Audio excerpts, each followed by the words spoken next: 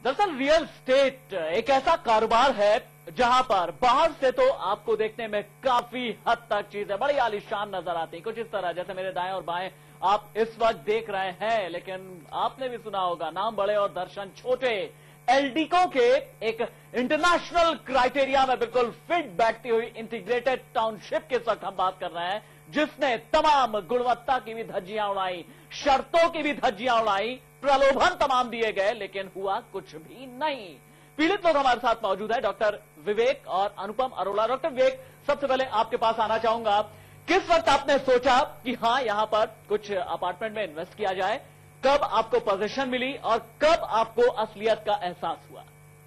मैं उस वक्त एनआरआई था इंग्लैंड में, जिस वक्त मैंने सोचा कि मेरे को यहां पर लेना चाहिए क्योंकि ग्रेटर नोएडा एक अच्छा सिटी बन रहा है, और काफी सर्वे करने के बाद, एक साल की जानकारी लेने के बाद मैंने डिसाइड किया कि शायद ये सबसे अच्छा बिल्डर है और इनका एक अच्छा रेपुटेशन है और एक अच्छी चीज बना रहे हैं, जो कि इन्होंने वेबसाइट वगैरह पे और अपने ब्रोशर्स वगैरह में दिखाया था।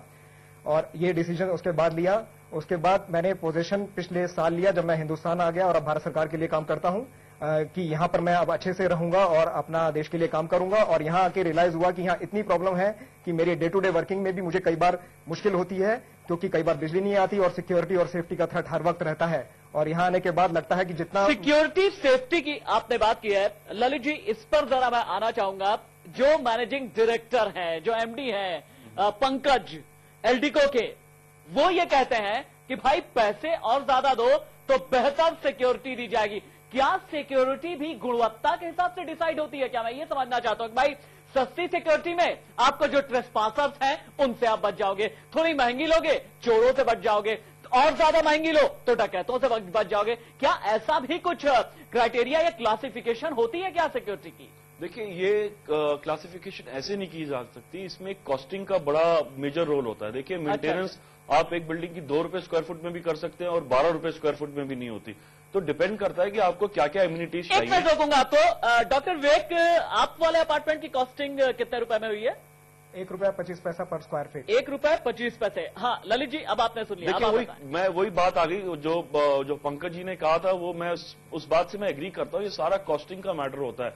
अगर आपको देखिए टॉप मोस्ट सिक्योरिटी एजेंसी चाहिए तो उसकी कॉस्ट उस हिसाब से होगी, और जो कॉस्ट होती है, देखिए जो सिंपल सा इसका जो हमारा फॉर्मूला होता है वो एक एक्चुअल कॉस्ट होती है किसी भी एक मिनट ललित जी, आपको रोक रहा हूं, ये जरा सा सिक्योरिटी मेजर्स के नाम पर क्या है? देखिए एक आम आदमी किस तरह से ये देखिए छलांग लगा करके अंदर भी जाता है और वापस आराम से बाहर चला जाता है, कोई ना नुकर करने वाला वहां पर मौजूद ही नहीं है सिक्योरिटी चेक के नाम पर। अच्छा ये बताइएगा अनुपम अरोड़ा, सिक्योरिटी चेक के नाम पर ब्रोशर में लिखा क्या हुआ था?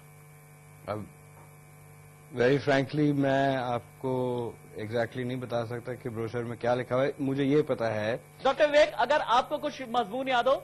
उसमें लिखा है कि अच्छी सिक्योरिटी और अच्छी व्यवस्था दी जाएगी।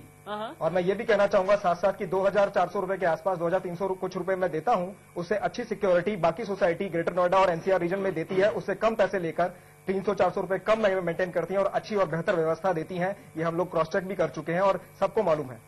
ललित जी, अभी भी आप क्या पंकज जी की बातों से एग्री करते हैं? नहीं, मैं बिल्कुल एग्री करता हूं। देखिए, अभी मैंने जो आपको बोला कि आपको सिक्योरिटी अलग अलग कॉस्टिंग की मिलती है, ठीक है। अब मैं बता रहा हूं ₹1.25 में हो सकता है इनकी जो कॉस्टिंग हो, जो इनको दिखा रहे हो और जो सिक्योरिटी एजेंसी को पे कर रहे हो, उसमें बहुत बड़ा फर्क हो, बिकॉज इनके पास बुक्स नहीं है, ये ऑडिट नहीं कर सकते कि जो एक्चुअली वो प्रॉमिस कर रहे हैं वो चीज हो रही है कि नहीं हो रही है।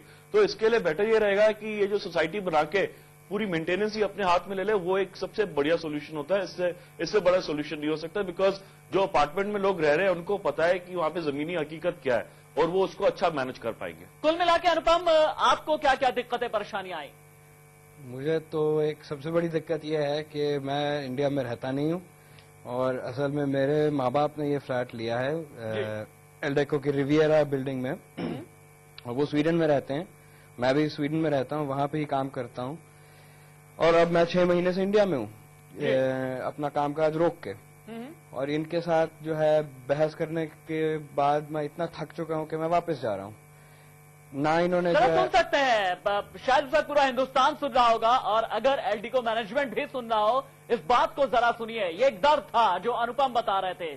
उन्होंने कहा सोचा चलिए हिंदुस्तान में एक घर लेंगे, अपने माँ बाप के लिए एक घर लेंगे, लेकिन थक चुके हैं, हार चुके हैं और वापस परिंदे की तरह अपने देश से ही निकल करके उसी की सरहद से पार जाना चाहते हैं, क्योंकि उन्हें धोखा मिला है। लेकिन इस धोखे का समाधान है, हम ये नहीं कह रहे कि समाधान नहीं है, समाधान है, हम ढूंढने की कोशिश करेंगे।